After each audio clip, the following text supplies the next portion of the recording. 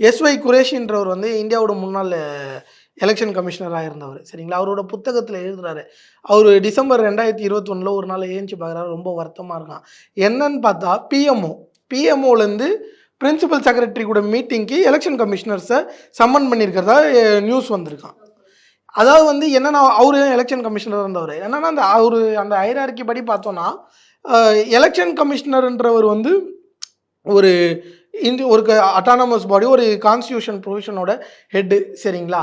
ஆனால் ஒரு நீங்கள் பிஎம்ஓட பிரின்சிபல் செக்ரட்டரியாகவே இருந்தாலும் நீங்கள் வந்து 23வது ரேங்க்கில் வருவீங்க. ஹைரார்கி ஒரு பிரச்சனை. இன்னொன்று அதை சம்மன் பண்ணுறதை ஏற்றுக்கவே முடியாது அவரு சொல்கிறாரு.